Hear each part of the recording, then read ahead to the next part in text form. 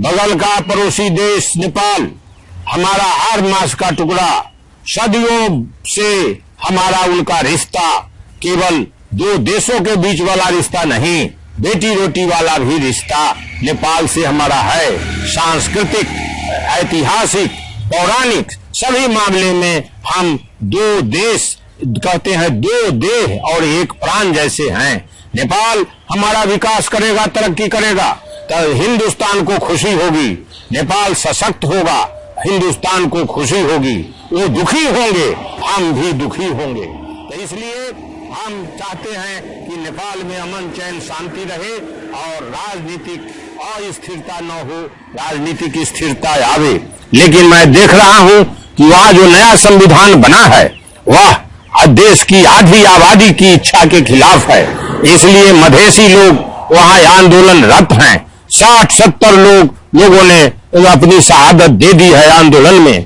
किंतु वहां की सरकार को विचार करना चाहिए कि वहां भी स्वाधीनता, वहां भी बराबर का अधिकार लोगों को मिले, चाहे आदिवासी हो, चाहे पहाड़वासी हो, चाहे दलित हो, चाहे अन्य और मधेसी लोग हो, सबको बराबर का अधिकार वहां मिलना चाहिए।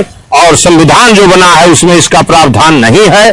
जो गिरिजा प्रसाद कोइराला जी स्वर्गीय जो प्रधानमंत्री थे, उनके साथ जो 22 सूत्री और 8 सूत्री समझौते हुए थे, उसका भी अनादर हुआ है संविधान के निर्माण में। इसलिए जो दोनों देश का रिश्ता पर खतरा आ रहा है, भारत सरकार, नेपाल सरकार, इस सरकारों की गलत नीति के चलते जहां दोनों देशों की जनता में एकता है, मेल है, मोहब्बत है, अपनापन है, संबंध है, वो संबंध में खटास डालने की कोशिश हो रही है।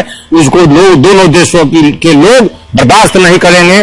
भारत नेपाल मैत्री को और मजबूत करना है और नेपाल हमारा तरक्की करे और आगे बढ़े और नेपाल को चीन के तरफ न देखना पड़े, इस तरह की स्थिति मैं चाहता हूं। और भारत सरकार को भी इसको प्राथमिकता के आधार पर करना चाहिए, न तो इनकी विदेश नीति चौपट है। नेपाल हमारा इतना घनिष्ठ देश और अब चीन के तरफ देख रहा है, ये भारत सरकार की विफलता के चलते है।